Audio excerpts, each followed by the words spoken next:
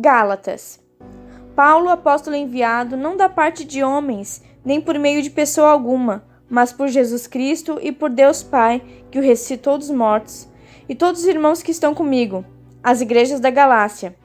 A vocês, graça e paz da parte de Deus, nosso Pai, e do Senhor Jesus Cristo, que se entregou a si mesmo por nossos pecados a fim de nos resgatar dessa presente era perversa, segundo a vontade de nosso Deus e Pai, a quem seja a glória para todo sempre. Amém. Não há outro evangelho. Admiro-me de que vocês estejam abandonando tão rapidamente aquele que o chamou pela graça de Cristo para seguirem outro evangelho, que na realidade não é o evangelho. O que ocorre é que algumas pessoas estão perturbando, querendo perverter o evangelho de Cristo. Mas ainda que nós ou um anjo do céu pregue um evangelho diferente daquele que lhes pregamos, que seja amaldiçoado. Como já dissemos, agora repito, se alguém lhes anuncia um evangelho diferente daquele que já receberam, que seja amaldiçoado. Acaso busco eu agora a aprovação dos homens ou a de Deus? Ou estou tentando agradar os homens? Se eu ainda estivesse procurando agradar a homens, não seria servo de Cristo. Paulo, chamado por Deus. Irmãos, quero que saibam que o evangelho por mim anunciado não é de origem humana. Não o recebi de pessoa alguma, nem me foi ele ensinado. Ao contrário, eu o recebi de Jesus Cristo por revelação. Vocês ouviram qual foi o meu procedimento no judaísmo, como perseguia com violência a Igreja de Deus, procurando destruí-la. No judaísmo, eu superava a maioria dos judeus da minha idade e era extremamente zeloso das tradições dos meus antepassados. Mas Deus me separou desde o ventre materno e me chamou por sua graça, quando me agradou revelar o seu Filho em mim, para que eu o anunciasse entre os gentios. Não consultei pessoa alguma. Tampouco subi a Jerusalém para ver os que já eram apóstolos antes de mim. Mas, de imediato, parti para a Arábia e voltei outra vez a Damasco. Depois de 3 anos, subi a Jerusalém para conhecer Pedro pessoalmente. E estive com ele 15 dias. Não vi nenhum dos outros apóstolos, a não ser Tiago, o irmão do Senhor. Quanto ao que lhes escrevo, afirmo diante de Deus que não minto.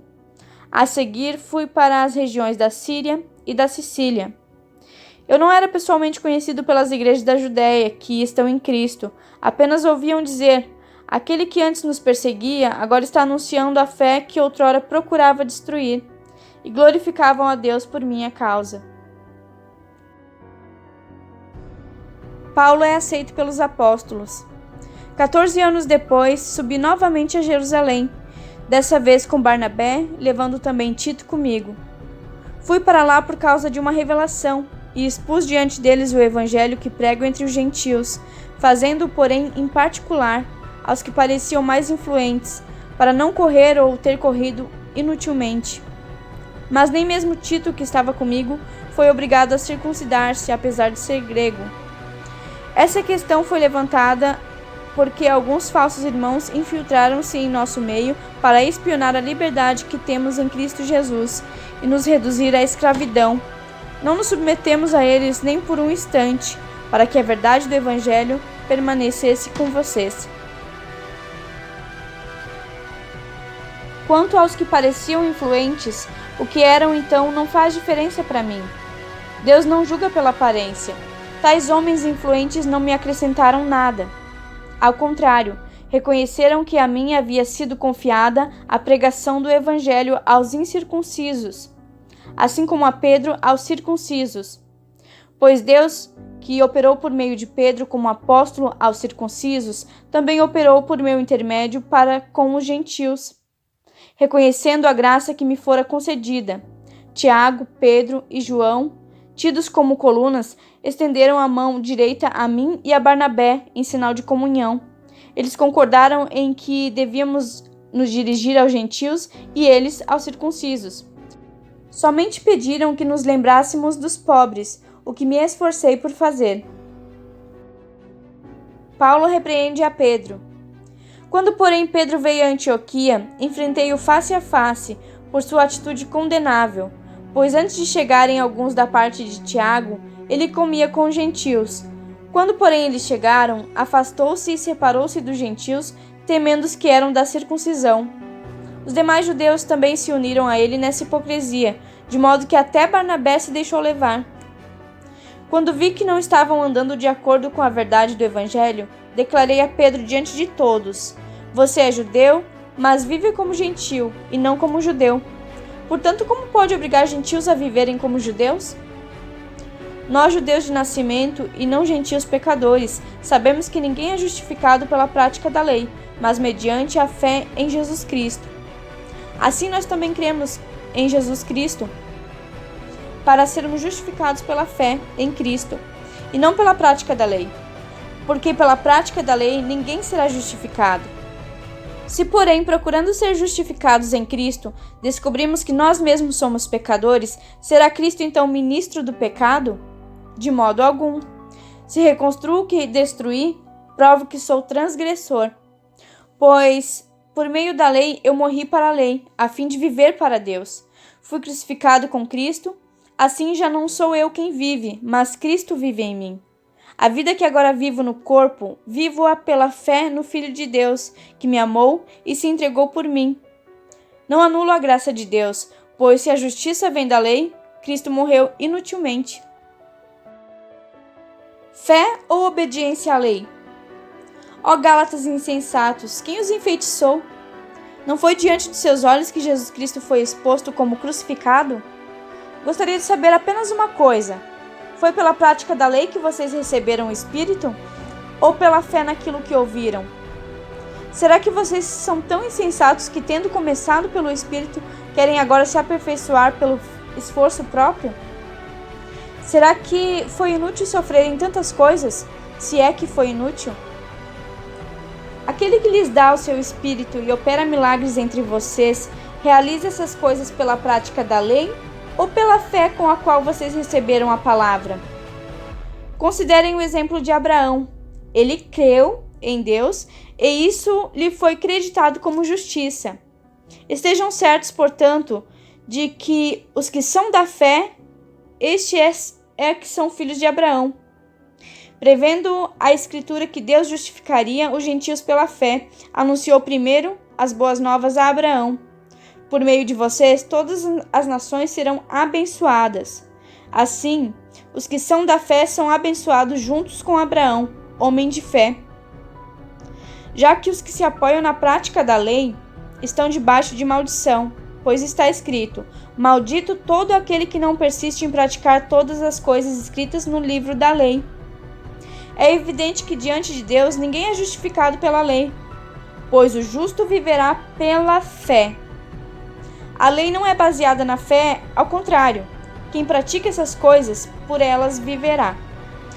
Cristo nos redimiu da maldição da lei, quando se tornou maldição em nosso lugar, pois está escrito: maldito todo aquele que for pendurado no madeiro. Isso para que em Cristo Jesus a bênção de Abraão chegasse também aos gentios, para que recebêssemos a promessa do Espírito Santo mediante a fé. A lei e a promessa. Irmãos, humanamente falando, ninguém pode anular um testamento, depois de ratificado, nem acrescentar-lhe algo. Assim também as promessas foram feitas a Abraão e ao seu descendente. A Escritura não diz "e aos seus descendentes", como se falando de muitos, mas "ao seu descendente", dando a entender que se trata de um só, isto é, Cristo. Quer dizer isto: a lei, que veio 430 anos depois, não anula a aliança previamente estabelecida por Deus, de modo que venha a invalidar a promessa. Pois se a herança depende da lei, já não depende de promessa. Deus, porém, concedeu-a gratuitamente a Abraão mediante promessa. Qual era então o propósito da lei? Foi acrescentada por causa das transgressões, até que viesse o descendente a quem se referia a promessa, e foi promulgada por meio de anjos, pela mão de um mediador. Contudo, o mediador representava mais de um. Deus, porém, é um. Então, A lei opõe-se às promessas de Deus? De maneira nenhuma, pois se tivesse sido dada uma lei que pudesse conceder vida, certamente a justiça viria da lei. Mas a Escritura encerrou tudo debaixo do pecado, a fim de que a promessa, que é pela fé em Jesus Cristo, fosse dada aos que creem. Antes que viesse essa fé, estávamos sob custódia da lei, nela encerrados, até que a fé que haveria de vir fosse revelada. Assim, a lei foi o nosso tutor até Cristo, para que fôssemos justificados pela fé. Agora, porém, tendo chegado à fé, já não estamos mais sob o controle do tutor. Os filhos de Deus. Todos vocês são filhos de Deus mediante a fé em Cristo Jesus, pois os que em Cristo foram batizados, de Cristo se revestiram. Não há judeu nem grego, escravo nem livre, homem nem mulher, pois todos são um em Cristo Jesus. E se vocês são de Cristo, são descendência de Abraão e herdeiros segundo a promessa. Digo, porém, que, enquanto o herdeiro é menor de idade, em nada difere de um escravo, embora seja dono de tudo. No entanto, ele está sujeito a guardiões e administradores até o tempo determinado por seu pai. Assim também nós, quando éramos menores, estávamos escravizados aos princípios elementares do mundo. Mas, quando chegou a plenitude do tempo, Deus enviou seu Filho, nascido de mulher, nascido debaixo da lei, a fim de redimir os que estavam sob a lei, para que recebêssemos a adoção de filhos. E porque vocês são filhos, Deus enviou o Espírito de seu Filho ao coração de vocês, e ele clama, Abba, Pai. Assim, você já não é mais escravo, mas filho.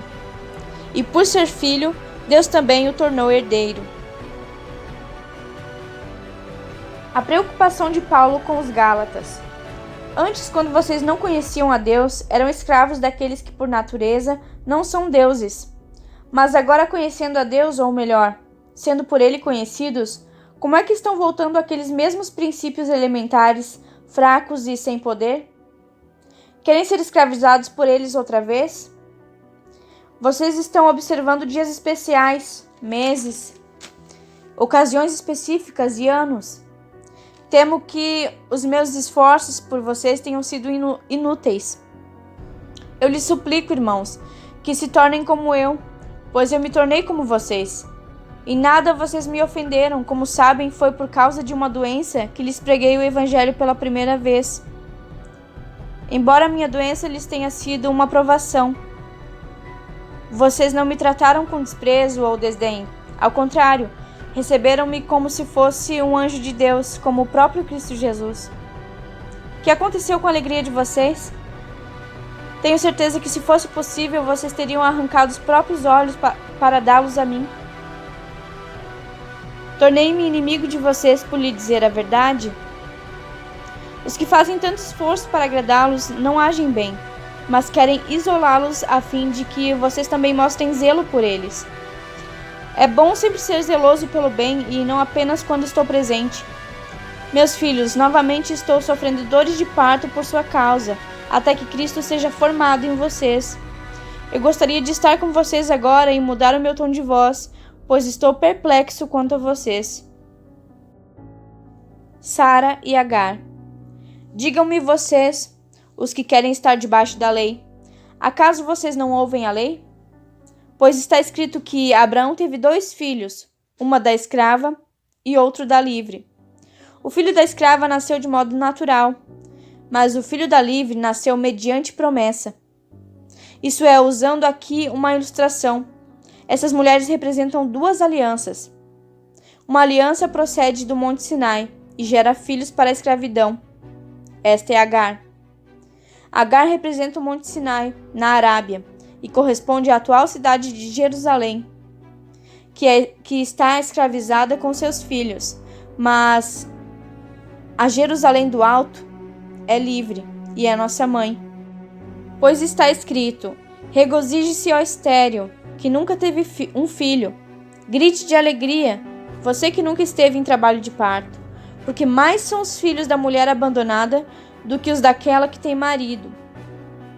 Vocês, irmãos, são filhos da promessa, como Isaque. Naquele tempo, o filho nascido de modo natural perseguiu o filho nascido segundo o Espírito. O mesmo acontece agora. Mas o que diz a Escritura? Mande embora a escrava e o seu filho, porque o filho da escrava jamais será herdeiro com o filho da livre. Portanto, irmãos, não somos filhos da escrava, mas da livre. A liberdade em Cristo. Foi para a liberdade que Cristo nos libertou. Portanto, permaneçam firmes e não se deixem submeter novamente a um jugo de escravidão. Ouçam bem o que eu, Paulo, lhes digo. Caso se deixem circuncidar, Cristo de nada lhes servirá. De novo declaro a todo homem que se deixa circuncidar, que está obrigado a cumprir toda a lei. Vocês que procuram ser justificados pela lei, separaram-se de Cristo, caíram da graça. Pois é mediante o Espírito que nós aguardamos pela fé a justiça, que é a nossa esperança. Porque em Cristo Jesus nem circuncisão nem incircuncisão tem efeito algum, mas sim a fé que atua pelo amor. Vocês corriam bem. Quem os impediu de continuar obedecendo à verdade? Tal persuasão não provém daquele que o chama. Um pouco de fermento leveda toda a massa. Estou convencido no Senhor de que vocês não pensarão de nenhum outro modo. Aquele que os perturba, seja quem for, sofrerá condenação. Irmãos, se ainda estou pregando a circuncisão, por que continuo sendo perseguido? Nesse caso, o escândalo da cruz foi removido. Quanto a esses que os perturbam, quem dera que se castrassem. Irmãos, vocês foram chamados para a liberdade, mas não usem a liberdade para dar ocasião à vontade da carne. Ao contrário, sirvam uns aos outros mediante o amor. Toda a lei se resume num só mandamento: ame o seu próximo como a si mesmo. Mas se vocês se mordem e se devoram uns aos outros, cuidado para não se destruírem mutualmente. Vida pelo Espírito. Por isso digo, vivam pelo Espírito e de modo nenhum satisfarão os desejos da carne, pois a carne deseja o que é contrário ao Espírito, e o Espírito o que é contrário à carne. Eles estão em conflito um com o outro, de modo que vocês não fazem o que desejam. Mas se vocês são guiados pelo Espírito, não estão debaixo da lei. Ora, as obras da carne são manifestas: imoralidade sexual, impureza e libertinagem, idolatria e feitiçaria, ódio, discórdia, ciúmes, ira, egoísmo, dissensões, facções e inveja, embriaguez, orgias e coisas semelhantes. Eu os advirto como antes já os adverti. Aqueles que praticam essas coisas não herdarão o reino de Deus. Mas o fruto do Espírito é amor, alegria, paz, paciência, amabilidade, bondade, fidelidade, mansidão e domínio próprio. Contra essas coisas não há lei. Os que pertencem a Cristo Jesus crucificaram a carne, com as suas paixões e os seus desejos. Se vivemos pelo Espírito, andemos também pelo Espírito. Não sejamos presunçosos, provocando uns aos outros e tendo inveja uns dos outros. Façamos o bem a todos. Irmãos, se alguém for surpreendido em algum pecado, vocês que são espirituais deverão restaurá-lo com mansidão. Cuide-se, porém, cada um, para que também não seja tentado. Levem os fardos pesados uns dos outros e assim cumpram a lei de Cristo. Se alguém se considera alguma coisa não sendo nada, engana-se a si mesmo. Cada um examine os seus próprios atos, e então poderá orgulhar-se de si mesmo, sem se comparar com ninguém, pois cada um deverá levar a própria carga. O que está sendo instruído na palavra, partilhe todas as coisas boas com aquele que o instrui. Não se deixem enganar, de Deus não se zomba, pois o que o homem semear, isso também colherá. Quem semeia para a sua carne, da carne colherá destruição, mas quem semeia para o Espírito, do Espírito colherá a vida eterna. E não nos cansemos de fazer o bem, pois no tempo próprio colheremos, se não desanimarmos. Portanto, enquanto temos oportunidade, façamos o bem a todos, especialmente aos da família da fé. A nova criação substitui a circuncisão. Vejam com que letras grandes estou lhes escrevendo do próprio punho. Os que desejam causar boa impressão exteriormente, tentando obrigá-los a se circuncidarem, agem desse modo apenas para não serem perseguidos por causa da cruz de Cristo. Nem mesmo os que são circuncidados cumprem a lei. Querem, no entanto, que vocês sejam circuncidados, a fim de se gloriarem no corpo de vocês. Quanto a mim, que eu jamais me glorie, a não ser na cruz de nosso Senhor Jesus Cristo, por meio da qual o mundo foi crucificado para mim e eu para o mundo. De nada vale ser circuncidado ou não. O que importa é ser uma nova criação. Paz e misericórdia estejam sobre todos os que andam conforme essa regra, e também sobre o Israel de Deus. Sem mais, que ninguém me perturbe, pois trago em meu corpo as marcas de Jesus. Irmãos, que a graça do nosso Senhor Jesus Cristo seja com o espírito de vocês. Amém.